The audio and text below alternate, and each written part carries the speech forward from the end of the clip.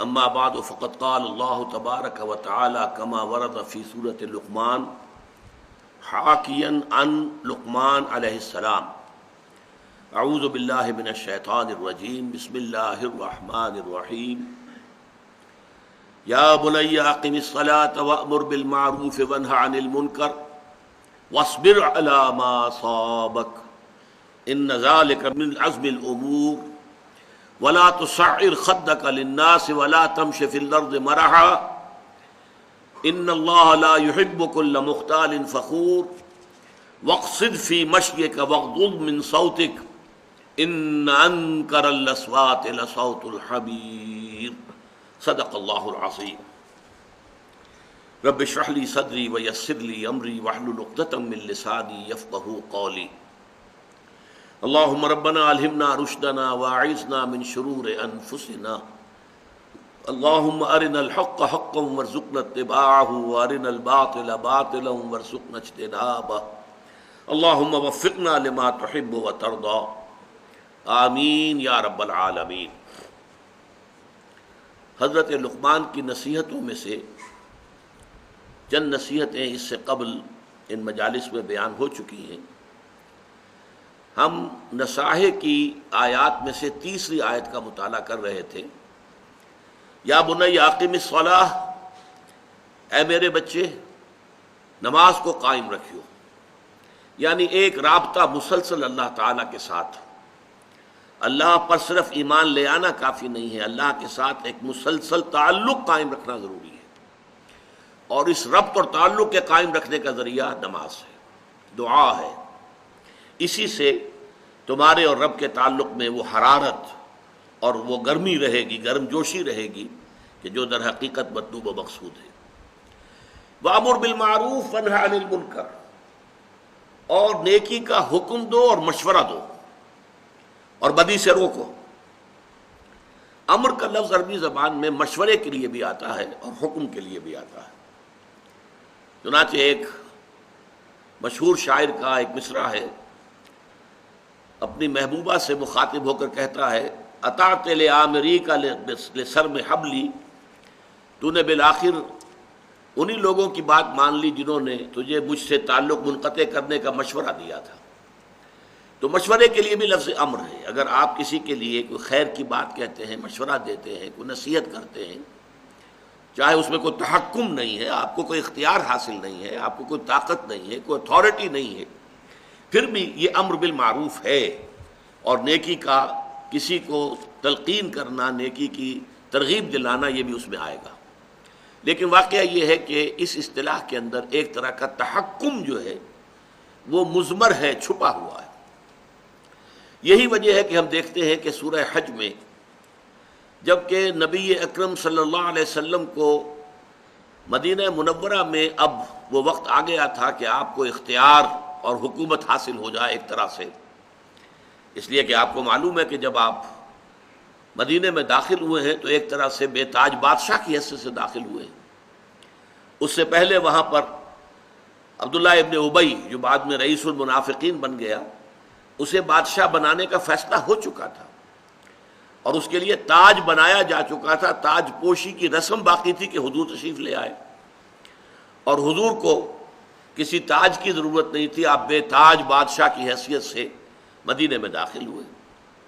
لہذا اس کے لیے جب آپ مدینے جا رہے تھے تو راستے میں وہ آیات نازل ہوئی ہیں جو سورہ حج کے اندر شامل ہیں۔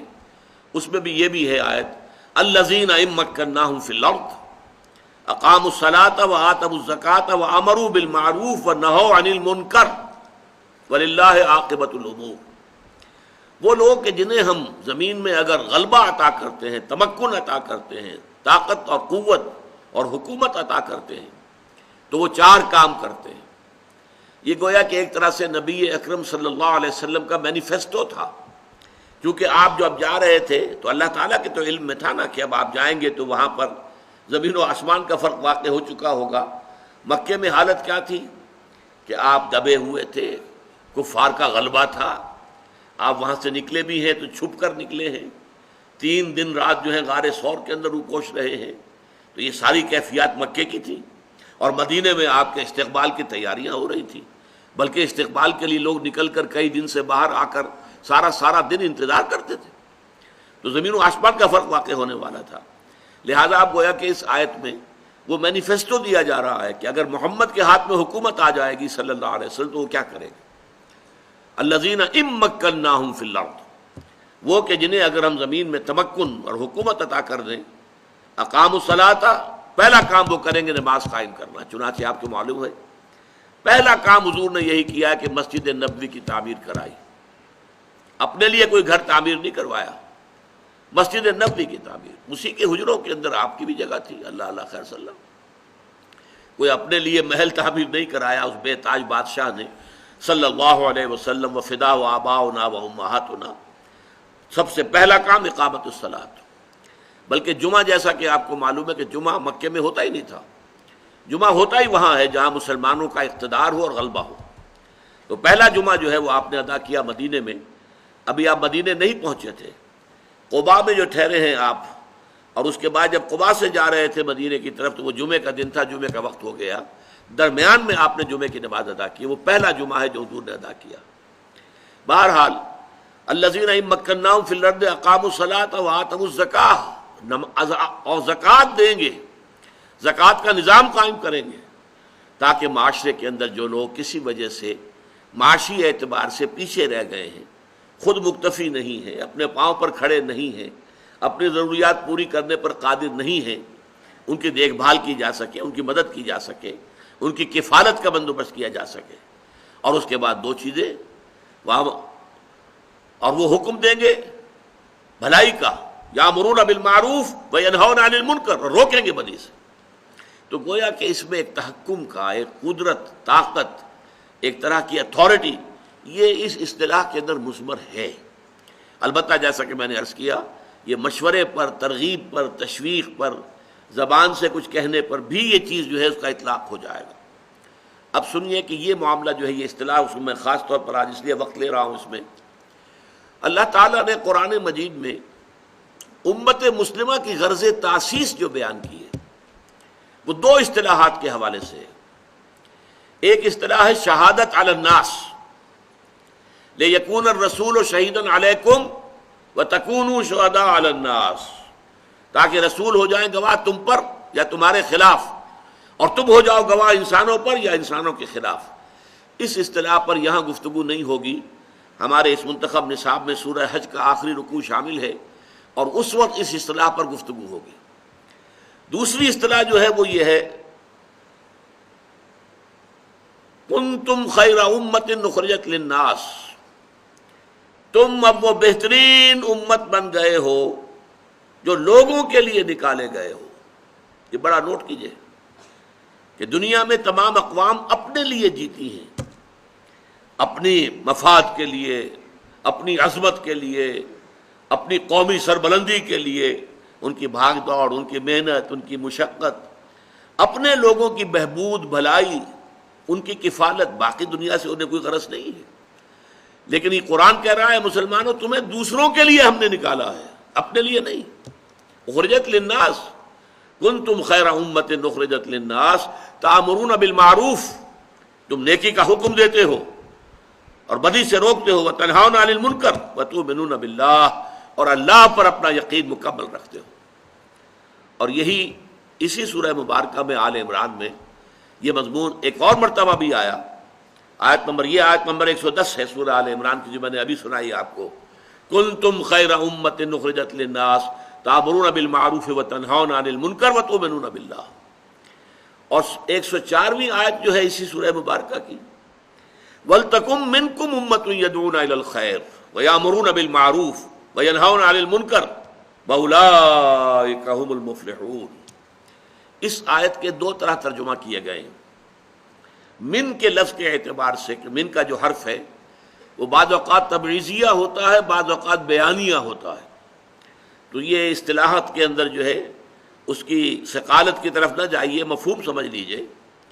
ایک ترجمہ یہ کیا گیا ہے کہ تم میں سے ایک امت تو ایسی ہونی ہی چاہیے، رہنی ہی چاہیے، جس کا کل کام یہ ہو کہ وہ خیر کی دعوت دے، بھلائی کا حکم دے، برائی سے روکے. وَأُولَٰئِكَ هُمُ الْمُفْلِحُونَ، اور صرف وہی لوگ ہوں گے فلاح پانے والے۔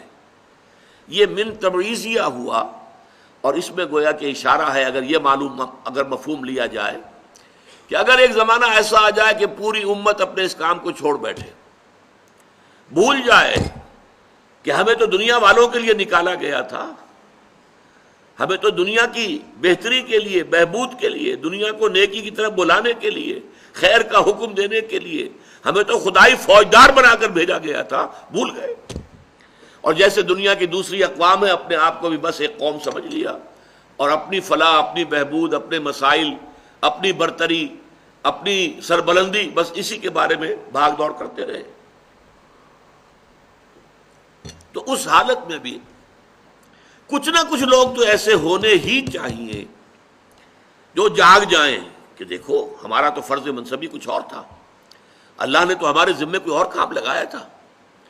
وہ یہ جاگنے والے، جیسے کہ یہ حکیم سعید صاحب نے نعرہ ایک اختیار کیا تھا، جاگو اور جگاؤ، جو جاگ گئے ہوں وہ اور لوگوں کو جگائیں، اور یہ جو جاگ جائیں یہ ایک چھوٹی سی امت بن جائیں، امہ ودن امہ، جیسے آپ الفاظ استعمال کیا کرتے ہیں اسٹیٹ ودن اسٹیٹس۔ ایک ریاست ہے بہت بڑی، لیکن اس میں ایک چھوٹی سی ریاست جو ہے علیحدہ ایک گٹھ جوڑ کر کے کچھ لوگوں نے اپنی علیحدہ بنا لی ہے، یا ایک پارٹی ہے، پارٹی ودن پارٹی، ایک پارٹی ہے بہت بڑی، کانگریس جو ہے بہت بڑی پارٹی تھی، اس میں فارورڈ بلاک ایک بنا لیا گیا تھا، وہ پارٹی ودن پارٹی تھی۔ اسی طرح امہ ودن امہ، کہ ایک تو یہ بڑی امت ہے، آج 1.5 ارب کے قریب انسان دنیا میں ہے، ہر چوتھا یا پانچواں انسان جو ہے وہ مسلمان ہے، لیکن یہ امت تو بھول گئی، یہ تو خود خیر پر قائم نہیں، دوسروں کو کیا دعوت دے گی؟ یہ خود نیکی کے اوپر جو ہے عمل نہیں کر رہی تو دوسروں کو کیا اس کا حکم دے گی؟ یہ خود برائیوں میں، منکرات میں مبتلا ہے تو دوسروں کو کیسے روکے گی؟ لہذا اب ان میں سے جو جاگ جائیں، جو ہوش میں آ جائیں، وہ مل جل کر ایک امت بن جائیں، امہ ودن امہ، بڑی امت میں چھوٹی امت، اور یہ صرف 3 کام کریں۔ یدعون الی الخیر، خیر کی طرف دعوت دے، اور سب سے بڑا خیر قرآن مجید ہے، ہوا خیر مما یجمعون۔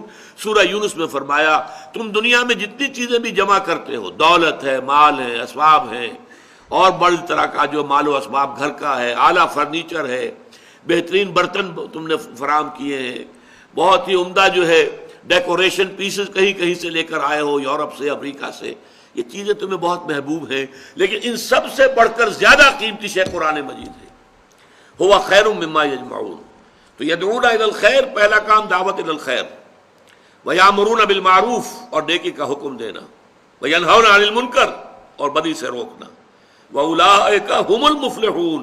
یہ نوٹ کر لو، فلاح کا وعدہ اس خابیدہ امت سے نہیں ہے، وہ جو سو گئے، جو اپنا فرض منصبی ادا تو کیا کرنا تھا انہیں یاد بھی نہیں رہا، ان سے فلاح کا وعدہ نہیں ہے۔ فلاح کا، کامیابی کا، نجات کا وعدہ ہے صرف ان سے جو یہ 3 کام کریں، ایک چھوٹی امت بن کر امت کے اندر، امہ ودن امہ، اس کے اندر رہیں گے مسلمانوں میں۔ بڑی امت کو بھی کافر ہم نہیں کہہ دیں گے، لیکن یہ کہ وہ امت جو ہے وہ اپنے فرض منصبی سے غافل ہے، لہذا اس کے ساتھ فلاح کا وعدہ نہیں، اولئک هم المفلحون۔ اب اس میں نوٹ کیجئے، جیسا کہ میں نے پچھلی نشست میں عرض کیا تھا کہ 10 جگہ پر قرآن مجید میں یہ امر بالمعروف اور نہی عن المنکر جوڑے کی شکل میں آیا، لیکن آپ یہ دیکھیں گے کہ اضافی طور پر نہی عن المنکر پر زور زیادہ آپ کو مل جائے گا۔ لولا ینہاہم الربانیون والاحبار عن قولہم الاسم واکلہم السحت، کیوں نہیں روکتے انہیں ان کے علماء اور صوفیاء اور درویش جھوٹ بات کہنے سے اور حرام خوری سے، حرام کھانے سے، کیوں نہیں روکتے؟ نہی عن المنکر، لولا ینہاہم الربانیون والاحبار۔ تو نہی عن المنکر کی بہت اہمیت ہے، جس کو کہ بعض ہمارے نیک دل لوگوں نے خارج ہی کر دیا اپنی گفتگو سے۔ انہوں نے کہا بس بھلائی کی تلقین کرتے رہو، برائی پر تلقین کرو گے، بھلائی کی دعوت دیتے رہو، تلقین کرتے رہو، برائی کی اگر تم نے نفی کی، تنقید کی، تو جو لوگ اس میں ملوث ہیں وہ تمہارے پاس سے چلے جائیں گے، لنفضوا من حولک، وہ تمہیں چھوڑ کر چلے جائیں گے اور تمہاری بات بھی نہیں سنیں گے۔ اگر تم بھلی بات کرتے رہو گے تو آج نہیں تو کل اس پر کچھ نہ کچھ اثر ہو جائے گا اور وہ برائی کو خود ہی چھوڑ دے گا۔ میں نے عرض کیا تھا اور دوبارہ عرض کر رہا ہوں یہ در حقیقت ایک طرح کا طعن ہے حکمت خداوندی کے خلاف۔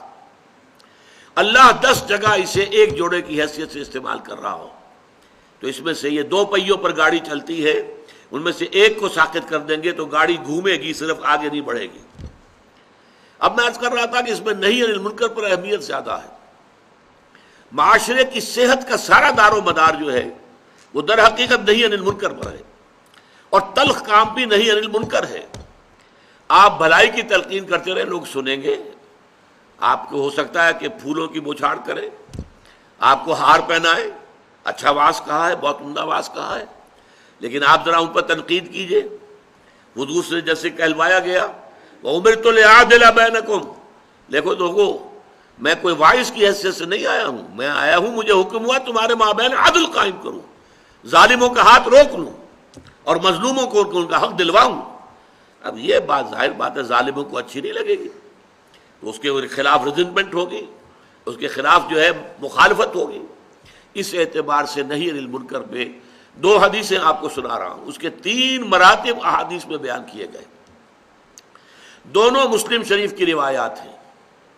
ایک کے راوی حضرت ابو سعید خدری رضی اللہ تعالی عنہ ہے، وہ فرماتے سمعت رسول اللہ صلی اللہ علیہ وسلم یقول، میں نے سنا اللہ کے رسول کو یہ فرماتے ہوئے صلی اللہ علیہ وسلم، من رأى منکم منکرا فلیغیرہ بیدہ، جو بھی تم میں سے کسی منکر کو، کسی بدی کو دیکھے، کسی برائی کو دیکھے، اس کا فرض ہے اس کو اپنے ہاتھ سے طاقت سے روک دے، بدل دے۔ فَإِن لَمْ يَسْتَطِعْ، اگر اس کی طاقت نہ ہو، وہ شریر لوگ بہت طاقتور ہیں، آپ کے پاس طاقت نہیں ہے، آپ مقابلہ کرنے کی پوزیشن میں نہیں ہیں، آپ انہیں چیلنج نہیں کر سکتے، لہذا طاقت استعمال نہ کیجئے، لیکن فَإِن لَمْ يَسْتَطِعْ فَبِلِسَانِهِ، زبان سے تو استعمال کریں، بھائیو خدا کے لیے باز آ جاؤ۔ آپ اپیل کے انداز میں بھی کہہ سکتے ہیں، دیکھیے یہ کام اچھا نہیں ہے، یہ برا کام ہے، خدا کے لیے چھوڑ دو، اللہ کے غضب کو دعوت نہ دو، زبان سے تو کہو۔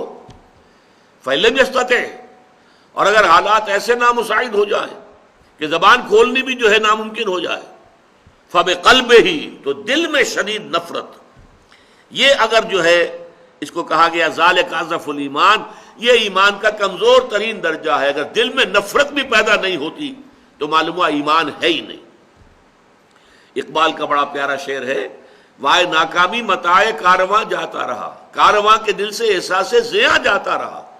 آپ بدی کو دیکھیں اور آپ بے چین بھی نہ ہو کہ یہ کیا ہو رہا ہے، میں روک نہیں سکتا، اپنی جو ہے اس وقت مجبوری اور عاجزی کا احساس ہو، اور ایک احساس محرومی کا ہو کہ یہ میں نہیں کر پا رہا، لیکن یہ ہو کیا رہا ہے، دل میں صدمہ تو ہو، راتوں کی نیندیں تو حرام ہو، یہ تو ہو کم سے کم۔ اگر آپ کا کوئی بچہ بیمار ہے، آپ نے ڈاکٹری علاج کرا لیا، حکیمی کرا لیا، اور ٹونے ٹوٹ کے کرا لیا، ٹھیک نہیں ہو رہا، آپ کو معلوم ہے نتھنگ کین بی ڈن، لیکن بچہ اگر درد سے تڑپ رہا ہے تو کیا آپ سو جائیں گے پاؤں پھیلا کر کہ بھائی کچھ نہیں کر سکتا، میں کیا کروں، میں تو سوتا ہوں؟ نہیں، یہ نہیں ہوگا۔ بچہ اگر تڑپ رہا ہے تو آپ بھی جاگیں گے، کم سے کم یہ تو ہوگا۔ تو اگر اللہ کے دین کی یہ کیفیت ہو تو صدمے کی، رنج کی ایک کیفیت تو آپ پر طاری ہونی چاہیے۔ یہ حدیث اس سے بھی زیادہ ایک مسلمان معاشرے کے اعتبار سے، اور خاص طور پر سیاسی اعتبار سے اور ایک انقلابی فکر کے اعتبار سے، یہی مضمون ایک طویل تر حدیث میں آیا ہے۔ اس حدیث کے راوی، یہ بھی مسلم شریف کی روایت ہے، اس کے راوی ہیں حضرت عبداللہ ابن مسعود رضی اللہ تعالی عنہ۔ حضور فرماتے ہیں ما من نبی بعثہ اللہ فی امتہ قبلی الا کان لہ حواریون واصحاب، مجھ سے پہلے اللہ نے جس نبی کو بھی اس کی امت میں مبعوث کیا، اس میں سے لازماً اس کے کچھ نہ کچھ صحابہ، کچھ نہ کچھ حواری ضرور ہوئے۔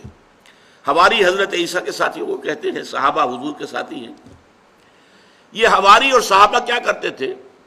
یاخذون بسنتہ، اپنے نبی اپنے رسول کی سنت کو مضبوطی سے تھام لیتے تھے، ویقتدون بامرہ، اور اسی کے حکم کے مطابق پیروی کرتے تھے۔ ثم انہا تخلف من بعدہم خلوف، پھر ہمیشہ ایسا ہوتا رہا کہ بعد میں ایسے ناخلف لوگ آ گئے۔ ناخلف وہ کیا کرتے تھے؟ یقولون ما لا یفعلون ویفعلون ما لا یؤمرون، وہ کہتے وہ تھے جو کرتے نہیں تھے، اور کرتے وہ تھے جس کا حکم نہیں ہوا. بدعات، نئی نئی رسومات، نئے نئے جلوس، نئے نئے طریقے اختیار کیے جا رہے ہیں محبت رسول کا اظہار کرنے کے لیے، اور اطاعت رسول نہیں ہو رہی، اتباع رسول نہیں ہو رہا. تو یفعلون ما لا یؤمرون ویفعلون ما لا یؤمرون ویقولون ما لا یفعلون. کہتے وہ تھے اللہ کی محبت کا دعویٰ، رسول کی محبت کا دعویٰ، لیکن یہ ہے کہ عمل میں کچھ نہیں، اور عمل میں اس کے برعکس بدعات، نئی نئی رسومات. اب فرمایا حضور نے فمن جاہدہم بیدہ فہو مومن، تو جو کوئی بھی ان سے جہاد کرے گا اپنے ہاتھ کے ساتھ، طاقت کے ساتھ، وہ مومن ہوگا. اللہم ربنا اجعلنا منہم، اللہ تعالی ہم سب کو بھی ان میں شامل کرے. ومن جاہدہم بلسانہ فہو مومن، اور جو کوئی جہاد کرے گا ان کے خلاف اپنی زبان سے، وہ بھی مومن ہوگا. ومن جاہدہم بقلبہ فہو مومن، کم ترین درجے میں جو دل سے جہاد کرے گا، دل سے نفرت رکھے گا، وہ بھی مومن ہوگا. وَلَيْسَ وَرَاءَ ذَلِكَ مِنَ الْإِيمَانِ حَبَّةُ خردل، اس کے بعد تو ایمان رائی کے دانے کے برابر بھی نہیں ہے. یہی خردل کا لفظ جو ہے یہ سورہ لقمان کے دوسرے رکوع میں آیا تھا، یا بنی انہا ان تک مثقال حبۃ من خردل، رائی کا دانہ. اور یہاں حضور نے فرمایا وَلَيْسَ وَرَاءَ ذَلِكَ مِنَ الْإِيمَانِ حَبَّةُ خردل، اس کے بعد تو ایمان رائی کے دانے کے برابر بھی نہیں. میں نے کیوں کہا یہ سیاسی اعتبار سے، معاشرتی اعتبار سے، انقلابی سوچ کے اعتبار سے یہ بہت اہم حدیث ہے. ہم جس معاشرے میں ہے صورت یہی ہے، اکثر و بیشتر مسلمان ممالک میں حکمران کون ہیں؟ جن کا دین سے کوئی سروکار نہیں، جن کی سوچ مغربی، تہذیب مغربی، رہن سہن مغربی، ان کے ساری ویلیوز مغربی. وہ تو در حقیقت یوں سمجھیے کہ مغرب ہم پر حکمران ہے بائی پراکسی. وہ یہاں سے جانے سے پہلے اپنی خاص تعلیم و تربیت، اپنے نظام تعلیم کے ذریعے سے جن لوگوں کو اپنے رنگ میں رنگ گیا تھا، ان کے ہاتھ میں اختیار آیا اور ان کی حکومت ہے. اب ان کے خلاف یہ کام کرنا ہوگا، جہاد بالید، جہاد باللسان، جہاد بالقلب. سب سے پہلے جہاد بالقلب اگر ہے تو گویا کہ ایمان ہے، اللہ کا شکر ہے. بدی سے نفرت ہے، اور بدی کو دیکھ کر طبیعت کے اندر جو ہے بے چینی پیدا ہوتی ہے، کوفت ہوتی ہے، تو اللہ کا شکر ادا کیجئے کہ ایمان ہے. اب جہاد باللسان شروع کیجئے، مل جل کر کوشش کیجئے کہ لوگوں کو کہیں کہ یہ غلط کام ہے، مت کرو. حکومت سے بھی کہیں، جو ذرائع ابلاغ ہے ان کو استعمال کریں کہ اللہ کے لیے باز آ جاؤ، اللہ کے احکام پر چلو. یہ سود جو ہے حرام ہے، اس کے اوپر سارا بینکنگ نظام چل رہا ہے، اسے ختم کرو. ہر طرح سے یہ فحاشی اور یہ عریانی اور بے پردگی یہ اسلام کے خلاف ہے، اس کو ختم کرو. زبان سے کہیں، یہ ہے جہاد باللسان. اور اس کے بعد اگر طاقت جو ہے فراہم ہو جائے اور اتنی جمعیت فراہم ہو جائے کہ پھر میدان میں آ کر چیلنج کیا جائے انہیں، اب ہم یہ کام نہیں ہونے دیں گے. پرامن طریقے سے مظاہرہ کیا جائے، گھیراؤ کیا جائے، پیکٹنگ کی جائے کہ اب یہ کام ہم نہیں ہونے دیں گے. چلاؤ ہم پر گولیاں، مارو ہمارے سروں پر لاٹھیاں، ہم جھیلیں گے، برداشت کریں گے، لیکن یہ کہ اب یہ کام جیتے جی نہیں ہونے دیں گے. یہ ہے در حقیقت نہی عن المنکر کی اہمیت. اس کے بعد اس آیت میں آیا وَاصْبِرْ عَلَىٰ مَا أَصَابَكَ، اور بڑی عمدگی کے ساتھ جوڑ مل گیا ہے کہ پھر لاٹھیاں برسیں تو بھی صبر کرو، گولیاں چلیں تو سینوں پر کھاؤ، پیٹھ پر نہ کھاؤ. صبر کرو، جھیلو، میدان میں آ گئے ہو. اب یہ ظاہر بات ہے کہ ہر سطح پر ہوگا. آپ کے دل میں اگر نفرت ہے، وہ نفرت آپ کے طرز عمل سے ظاہر ہو جائے گی. دوسرا آدمی جو ہے اس کا آپ کے ساتھ سوشل تعلق جو ہے کمزور پڑ جائے گا، اور اس میں بھی آپ کو نقصان ہو سکتا ہے، وہ برداشت کرنا ہوگا. زبان سے آپ کہیں گے، اس میں ریزنٹمنٹ ہو سکتی ہے. وہ کہیں گے تمہیں کیا، تم کون ہوتے ہو، میں جانوں میرا کام جانے. جو بھی ہو برداشت کرو. کم سے کم یہ جو پرسیکیوشن جو ہے وربل ہو رہی ہے اس کو برداشت کرو. لیکن جب تم میدان میں آ گئے کہ اب بدی کو نہیں چلنے دینا، تو پھر تو ظاہر بات ہے کہ جان ہتھیلی پر رکھ کر میدان میں آنا ہوگا.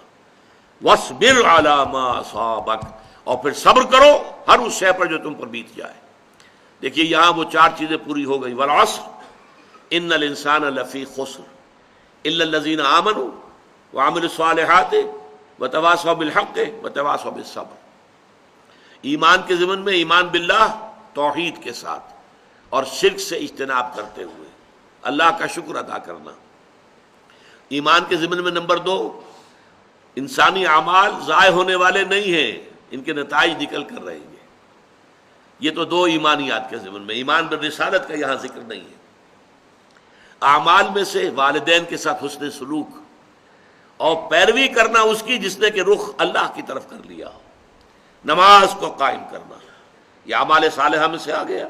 اگلی دو آیتیں ابھی اور ہیں کہ جن میں انسانی سیرت و کردار کے اچھے پہلوؤں کا ذکر ہے، اس کو بعد میں شامل کر لیجئے گا اس فہرست میں۔ پھر تواصوا بالحق، وہ آ گیا امر بالمعروف نہی عن المنکر۔ پھر تواصوا بالصبر واصبر علی ما اصابک۔ تو سورۃ العصر کے مضامین مکمل ہو گئے۔ اب اگلی دو آیتیں، ولا تصعر خدک للناس ولا تمش فی الارض مرحا، اور اپنے گال پھلا کر نہ رکھو۔ یہ عام طور پہ ترجمہ کر دیا جاتا ہے کہ غرور کی کیفیت جب ہوتی ہے تو انسان جو ہے وہ کشادہ پیشانی سے لوگوں سے نہیں ملتا، سیدھا بات نہیں کرتا، بڑا ذرا سا گردن میں خم۔ سعر اصل میں کہتے ہی ہیں، اونٹ کو ایک بیماری ہوتی ہے جس سے اس کی گردن ٹیڑھی ہو جاتی ہے، یہ سعر ہے۔ تو جس کو ہم اپنی زبان میں کہتے ہیں کج روخی۔ ایک آدمی آپ سے بات کرنا چاہتا ہے، آپ اس سے فیس نہیں کر رہے، اسے ذرا یوں کر کے بات کر رہے ہیں، گویا کہ براہ راست اسے ایڈریس کرنا، یہ اپنے مقام سے آپ بڑا فرو سمجھتے ہیں کہ یہ تو نیچے ہے، میرا مقام بہت بلند ہے۔ اسی طرح یہ جو کج کلاہی ہوتی ہے، کلاہ جو ہے وہ ذرا ٹیڑھا ہو، ٹوپی جو ہے وہ ٹیڑھی ہو سر کے اوپر، تو یہ کج رخی اور کج کلاہی، یہ تمام چیزیں جو ہیں یہ ہے ولا تصعر خدک للناس۔ جب کسی انسان کو خیر کی توفیق مل جاتی ہے، بھلائی کی توفیق مل جاتی ہے، جب وہ فطرت کے راستے پر چل رہا ہے اور نیکی کے راستے پر چل رہا ہے، تو اب سب سے بڑا خطرہ جو اسے لاحق ہو جاتا ہے، شیطان جو ہے اس کے لیے سب سے بڑا گڑھا جو کھودتا ہے جس میں کہ وہ گرا سکتا ہے اس کو، اگر انسان جو ہے چوکس اور چوکن نہ ہو، تو وہ یہ کہ غرور پیدا ہو جائے، زوم پیدا ہو جائے اپنی نیکی پر، اپنے تقوی پر، اپنی بھلائیوں پر، اپنی عبادت گزاری پر۔ اگر زوم پیدا ہو گیا and you look down upon the others، دوسروں کو آپ بنظر استحقار دیکھنے لگے، تو آپ کی ساری اچیومنٹس زیرو سے ضرب کھا کر زیرو ہو جائیں گی، gone with the wind، ختم۔ اس لیے یہ بہت بڑی بات ہے۔ حدیث میں آیا ہے لن يدخل الجنہ من کان فی قلبہ مثقال ذرۃ من کبر، وہ مثقال ذرہ پھر آ گیا، یا جنت میں ہرگز داخل نہیں ہو سکے گا وہ شخص جس کے دل میں ذرے کے ہم وزن بھی تکبر ہوگا۔ اور حدیث قدسی ہے الکبر ردائی، تکبر تو میری چادر ہے، مجھ پر راست آتی ہے۔ المتکبر اللہ کے ناموں میں سے ہے، هو اللہ الذی لا الہ الا هو الملک القدوس السلام المومن المہیمن العزیز الجبار المتکبر۔ وہ المتکبر ہے، المتعال ہے، بہت بلند ہونے والا اور بہت تکبر کرنے والا، لیکن بندے کے لیے نہیں۔ بندے کے دل میں اگر تکبر آ گیا تو اس کی ساری نیکی، سارا تقوی زائل ہو جائے گا۔ ولا تصعر خدک للناس، تواضع ہونی چاہیے۔ شیخ سعدی نے بڑی خوبصورت اس کے لیے مثال دی ہے۔ درخت ہے، آم کا درخت ہے، امرود کا درخت ہے، انار کا ہے، سنترے کا ہے، جب اس پر پھل آتا ہے تو شاخیں جھک جاتی ہیں۔ اسی طرح انسان کو اگر اللہ تعالیٰ خیر عطا کر دے، اچھے ثمرات اس کی سیرت میں، اس کے کردار میں، اس کی شخصیت میں، علم کے اعتبار سے، کردار کے اعتبار سے بھلائیاں آ جائیں، پھل آ گیا ہے، تو اب اس کو جھک جانا چاہیے، تواضع ہونا چاہیے۔ اس کے بجائے اگر تکبر ہو گیا، گردن اکڑ گئی، تو معلوم ہوا کہ بس سارا اپنا کیا دھرا جو ہے وہ ضائع ہو جائے گا۔ ولا تصعر خدک للناس ولا تمش فی الارض مرحا، اور زمین میں اتراتے ہوئے نہ چلو، اکڑ کر چلنا، اترا کر چلنا۔ مرح جو ہے وہ فرح سے آگے ہے۔ فرح کہتے ہیں خوشی سے آپے میں نہ سمانا، وہ تو خوشی سے آپے سے باہر ہو گیا، یا وہ نہیں سما رہا تھا، وہ کوئی اور لفظ میرے ذہن میں نہیں آ رہا اس وقت۔ تو یہ جو اس فرح سے آگے مرح ہے، اس میں یہ ہے کہ انسان اترا کر اپنی بڑائی، اپنی خوبی کا اظہار بھی کرتا ہے۔ ولا تمش فی الارض مرحا۔ اب آپ دیکھیں گے کہ یہ مضامین جو ہیں قرآن مجید میں ان کی اہمیت کا اندازہ اس سے ہوگا، سورہ بنی اسرائیل کے چوتھے رکوع میں بھی آئے ہیں، ولا تمش فی الارض مرحا، زمین میں اکڑ کر مت چلو، یہ وہاں بھی آیا ہے۔ اسی طریقے سے اور دوسرے مقامات پر سورہ الفرقان کے آخری رکوع میں بھی آیا ہے وَعِبَادُ الرَّحْمَنِ الَّذِينَ يَمْشُونَ عَلَى الْأَرْضِ هَوْنًا، اللہ کے نیک بندے تو وہ ہیں جو زمین پر چلتے ہیں تو آہستگی کے ساتھ چلتے ہیں، وہ زور سے قدم مار کر نہیں چلتے، گردن اکڑ کر نہیں چلتے، گردن اکڑا کر نہیں چلتے، اور گردن بھی اکڑی ہوئی ہو اور سر کے اوپر ایک جو ہے صافہ اس کا ترا بھی جو ہے وہ بڑا اونچا کر لیا گیا، تو اس سے کیا ہوتا ہے؟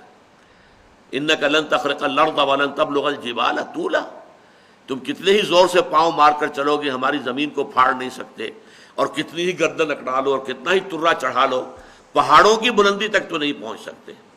تو یہ در حقیقت مضمون بہت اہم ہے، متعدد مقامات پر آیا ہے، اور سورۃ الفرقان کا جو آخری رکوع ہے وہ تو ہمارے منتخب نصاب میں ہے اور وہ تفصیل سے ہم پڑھیں گے۔ تو وَلَا تُصَعِّرْ خَدَّكَ لِلنَّاسِ وَلَا تَمْشِ فِي الْأَرْضِ مَرَحًا إِنَّ اللَّهَ لَا يُحِبُّ كُلَّ مُخْتَالٍ فَخُورٍ، یقیناً اللہ تعالیٰ کو بالکل پسند نہیں ہے جو اکڑ کر چلنے والے ہیں اور شیخی خورے ہیں۔ مختال کا لفظ بڑا پیارا ہے، یہ خیل سے بنا ہے۔ خیل جو ہے اعلیٰ نسل کا گھوڑا، بہت اونچی جس کی پیڈگری ہو، اگر آپ اس کی چال دیکھیں گے اس کی چال میں ایک تمکنت ہوتی ہے۔ جب انسان اپنی چال میں یہی تمکنت اختیار کرتا ہے تو یہ اختیال ہے، گویا کہ خیل کا سا انداز اختیار کرنا اپنے چلنے میں، خیل سے باب افتعال بنا اختیال۔ تو اللہ تعالیٰ کو بالکل پسند نہیں ہے کل مختال فخور، فخر کرنے والے، اپنی نیکیوں پر اپنی دولت پر بھی فخر ہوتا ہے، لیکن اپنی نیکی پر بھی ہوتا ہے، اپنے علم پر بھی ہوتا ہے، اللہ بچائے، اپنی عبادت پر بھی ہوتا ہے، اللہ تعالیٰ اس سے اپنے حفظ و امان میں رکھے۔ ان اللہ لا يحب كل مختال فخور واقصد في مشيك، اپنی چال میں میانہ روی اختیار کرو۔ یہ چال سے مراد یہاں پر صرف چلنا نہیں ہے، بلکہ پوری زندگی میں روش جسے ہم کہتے ہیں، اپنی روش میں۔ اب روش بھی اصل میں تو چلنے کے معنی میں آتا ہے، لیکن روش کیا ہے؟ رویہ، روش ہر اعتبار سے ایک درمیانی کیفیت۔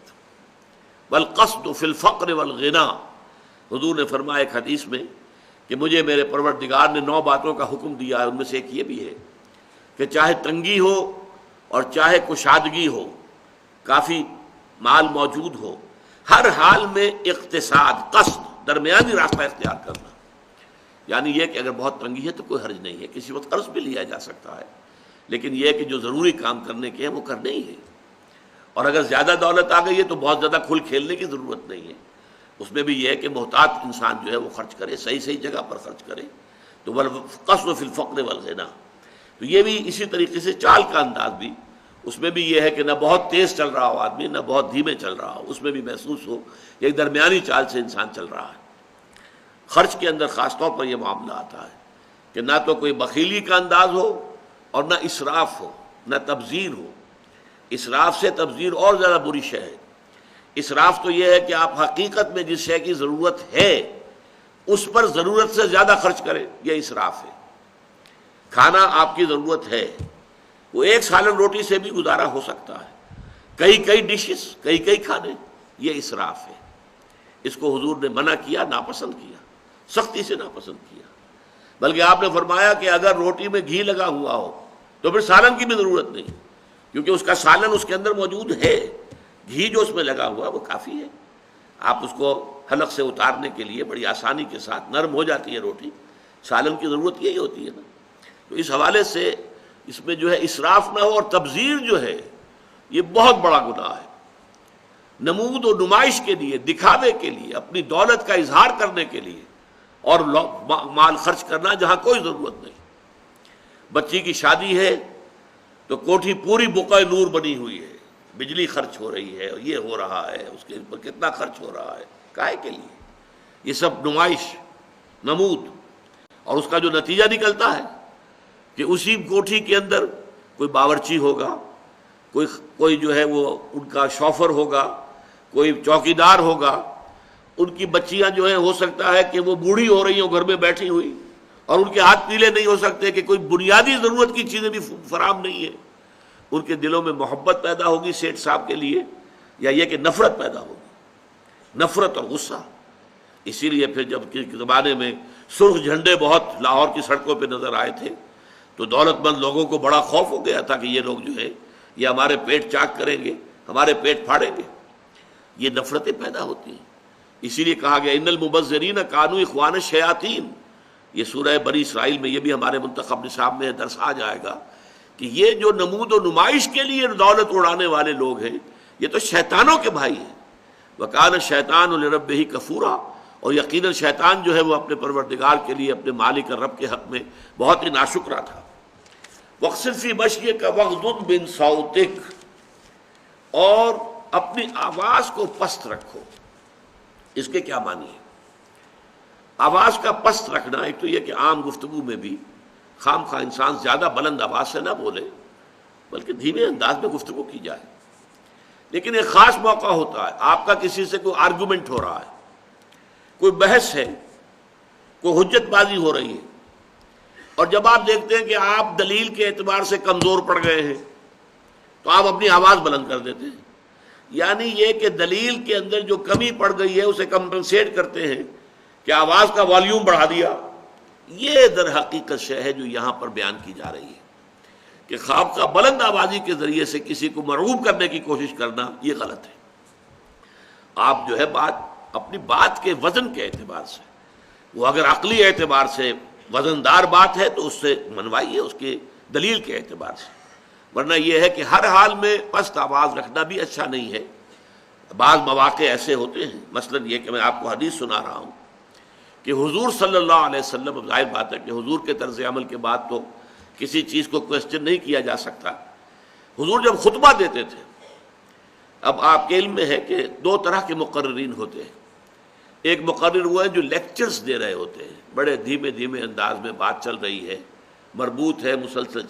ایک ہے جو ذرا جوش کے انداز میں، جسے ہم خطابت کہتے ہیں، اوریٹری. ایک ہے لیکچر، ایک ہے اوریٹری.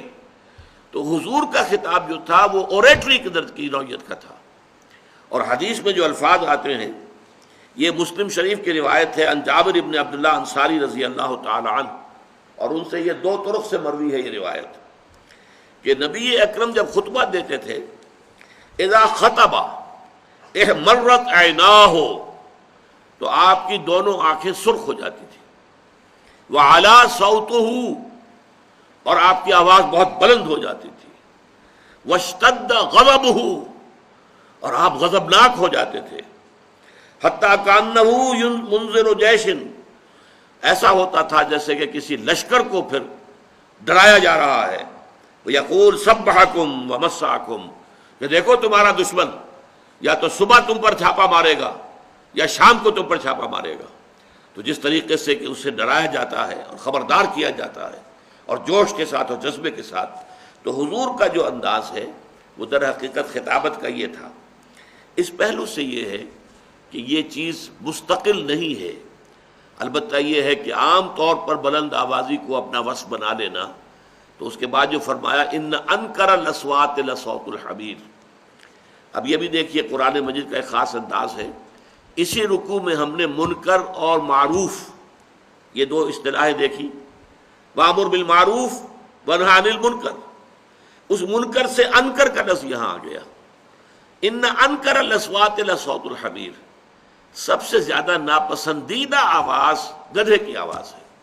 بلند تو بڑی ہوتی ہے، ڈھیچو ڈھیچو جب وہ کرتا ہے تو، لیکن یہ کہ کسی بھی انسان کو وہ اچھی لگتی ہے آواز، کسی کو اچھی نہیں لگتی. تو آواز کی محض بلندی جو ہے اس کا حسن نہیں ہے.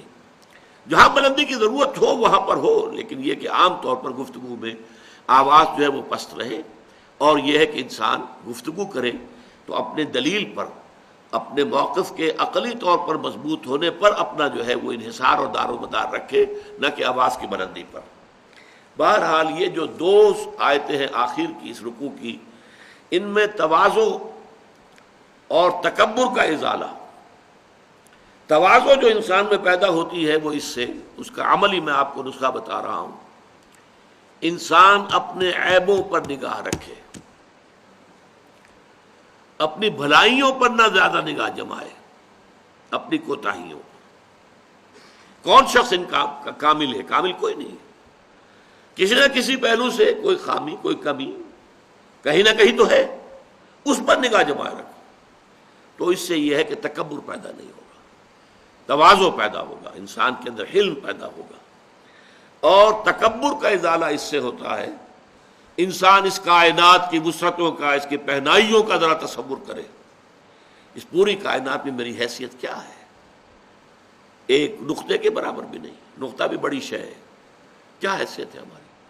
اور اس کے لیے وہ جو میں نے ابھی آپ کو تمثیل سنائی، انک لن تخرق الارض ولن تبلغ الجبال طولا، کتنا ہی زمین پہ پاؤں پٹک پٹک کر چلو تم ہماری زمین کو پھاڑ نہیں سکتے، اور کتنا ہی گردنوں کو اکڑا لو اور کتنے ہی ان پر ترے اور چڑھا لو تم ہمارے پہاڑوں کے برابر نہیں ہو سکتے۔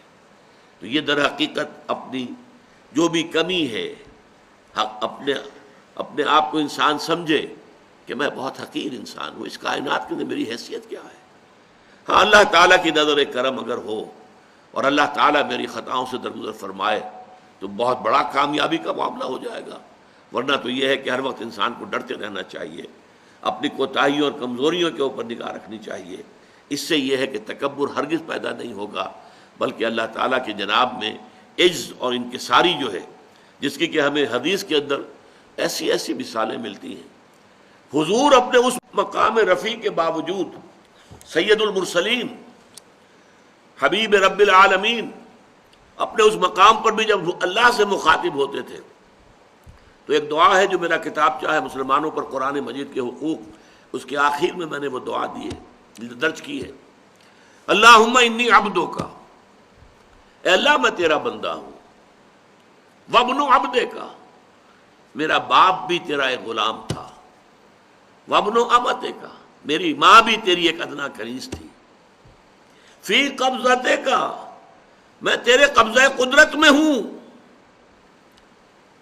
ناصیتی بیدک، میری پیشانی تیرے ہاتھ میں ہے، جدھر چاہے لے جائے، ماضٍ فی حکمک، اور میرے پورے وجود میں تیرا حکم جاری و ساری ہے، عدل فی قضاؤک، اور میرے بارے میں جو فیصلہ تو کرے وہ عدل پر مبنی ہوگا۔ یہ انداز محمد الرسول اللہ کا اپنے پروردگار سے تخاطب کا تھا۔ بارک اللہ لی ولکم فی القرآن العظیم ونفعنی وإیاکم بالآیات والذکر الحکیم۔